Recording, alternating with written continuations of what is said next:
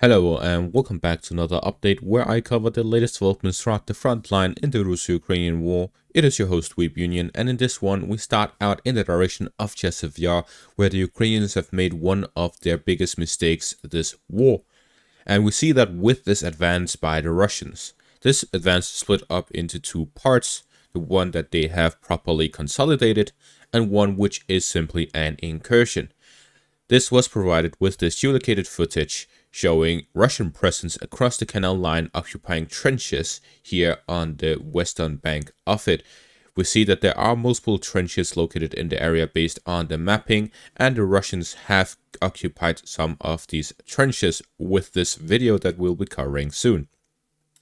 Now, this is a massive failure of the Ukrainians due to the fact that when we go through the video, there are multiple parts that are significant mistakes on the Ukrainian part, which has allowed the Russians to gain this major success with little soldiers.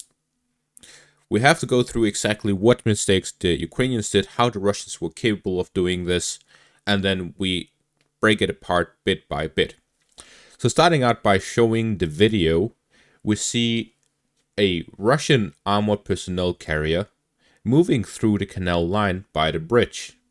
First off, there are no mines on the road, which means that the Russian vehicle simply drove past with no issue. Then the second part, the second major mistake, is that the trenches are completely empty. From a still frame we can count so many trenches, and yet not a single one of them has Ukrainian soldiers shooting at this armored personnel carriers. There's no ATGM setup, there's nothing. It's simply driving in as if they're taking on a field trip. So when they start going outside, they're just chilling, they're going bit by bit, walking. Where are we? How is it going? And so on. Then a drone drops a grenade. Some of them get hit. So there's likely a bunch of wounded here, but less than half of them do get hit. And all of them stand up again, go on to occupy the trenches. So now the Russians have control over some of these trenches. Then this armored personnel carrier drives not back, but further in.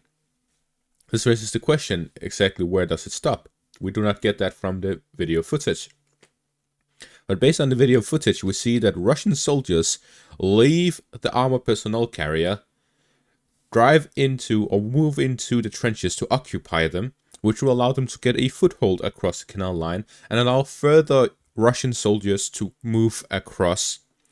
And this major trench system, which is classified under the Russian military as a company-sized trench, the way that they are classified is exactly how many Russian soldiers they expect are needed to take control of the trench system, the fortified position.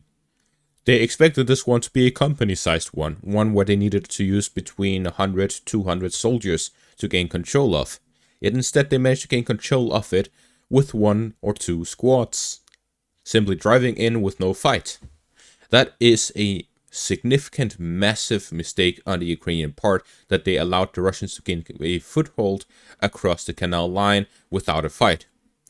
Now, why do we need to break this down? First off, the Ukrainian mistakes: lack of minefields, lack of soldiers available at the front line in the trenches. The Russian success is that the Ukrainians simply did not expect this to happen. How come there is a lack of soldiers? It's not like the Ukrainians are lacking soldiers overall, that to the point where they leave trenches undefended. It is likely that the Russians were fighting against Ukrainian soldiers in Kalinia, and then the Russians saw an opportunity as the Ukrainians were pushed back north rather than withdrawing back across, while the second line of defense of Ukrainian soldiers were likely further back, not rotated in, or simply that there was one that rotated out before the next group came in. In either case, there was an area that was left undefended here by the canal line. The Russians used reconnaissance drone, figured that out, and moved in to simply occupy it. The Ukrainian source claims that the FPV drone got rid of all of the soldiers, yet we see clearly in the video the ones who did get hit simply stand back up, and the ones who didn't get hit, they didn't get hit. So the Russians did manage to, based on this video footage, gain control over this area. Now I split this into two parts because there is no additional reports confirming the Russian positions here. This means either one of three things.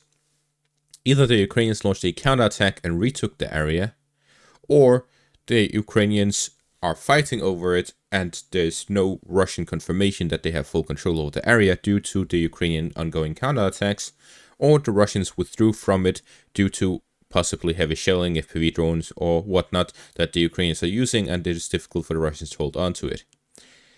However, it is likely that the Russians would choose to hold on to it, as this is a significant development and a significant capture with the use of only 2 squads. Now, what does such a development do for the wider front? It means that the Russians now have a foothold across on the northern flank, and that in the southern flank they're fighting to gain access across the canal line. If the Russians gain control over the fortified positions here, they would have secured a foothold across and will be able to develop the situation by adding additional troops across, both from the forest area and towards the forest patch on the western bank of it, and move in the northern direction towards the heights here near Chesev Yar. Most of Ukraine's defenders is focused around the canal line. This means a breakthrough across would make it more and more difficult for the Ukrainians to hold on to the defensive position. Beyond this, there are multiple locations. These are similar to in the Avdiivka direction, fortified positions, not simply to protect the front line or to create trenches and such, but instead to create firing positions for artillery, considering this whole area is on the high ground. So a lot of the firing positions of the Ukrainians are here northwest of Chesev Yar. This means that this could start an attempt by the Russians to move in the direction of these firing positions, which could significantly disrupt the Ukrainian artillery in the area. If they are moving in the direction towards Maiske, they would be able to push towards the Ukrainian firing positions. It is similar here to the west and southwest of Chesev Yar. However, those are far from the front line. Now with the Russian foothold across, they'll be able to move in that direction. The number one priority for the Russians right now is to consolidate their gains, gain control over the northern parts of Kalinia, which the Ukrainians still have positions within, and then push across to gain a proper foothold across by capturing the fortified positions, trenches, and micro-district here north of Chesev Yar. Now, taking on the next section of the front line, we see here in the direction of Avdiivka, the Russians advanced even further along the main road from Semenivka to Novoselivka Persha, now having control over half of it. With this, the Russians will now be moving in a western direction towards Novoselivka Persha, north of Umansky towards it as well, and from the northeast of Novopokrovsk towards Novopokrovsk. So a threefold attack from 3 different directions towards Novoselivka Persha and Novopokrovsk to initiate the second phase of the fighting here west of Avdiivka, which will be in the direction of Novoalexandrivka and Kalinova to the north, Sokil, Novopokrovsk and Novoselivka Persha in the center, Yasnobrodivka and Karelivka in the south. Further south in the direction of the Zaporizhia front, the Russians have made a small advance northwest of Mirne. This is not significant in any manner, but what is interesting is that they are reintroducing forces and offensive operations in an area that has not moved since prior to the Ukrainian summer offensive a year ago. In the north, by the Kharkiv summer offensive here in the north, we see that the Ukrainians are gathering more and more troops. It is unclear exactly how many they have available right now, but what is reported by Russian sources is that they are expecting the Ukrainians to launch a counterattack here in the north. It is reported by the Russian units fighting in the area that the Ukrainians are on a day-to-day basis launching counterattacks locally near the front line, where they attempt to recapture fortified positions in the area. The Russians are attempting to hold on, but there's a massive Ukrainian force. The Ukrainians are likely preparing for a larger counterattack to regain full control over the areas that the Russians have gained control of here in the Kharkiv region by gathering enough troops to completely outnumber the Russians and to then push them out.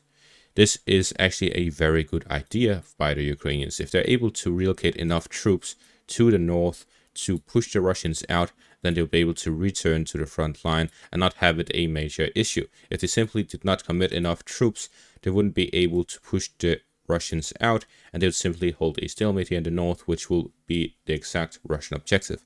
This means that the Russians had to take advantage of the current situation, or simply extend it by sending additional troops, which would make it difficult for the Ukrainians to counterattack, or to take advantage of it by pushing through towards Chasiv Yar, Pokrovsk, Konstantinivka, and so on in the southern and eastern parts of the front line. We'll have to see what the Russians do in response to such a massive Ukrainian concentration of troops here in the Kharkiv direction. There's also reports of the grouping here northwest of Kharkiv. This could be introduced to spread out the Ukrainian forces further and deny them from launching such a counterattack. We'll have to see as time passes by. And that is going to be all for this update. Thank you all for watching. Make sure to leave a like, subscribe, and check out my Patreon for additional content. Thank you all for watching, and have a great day.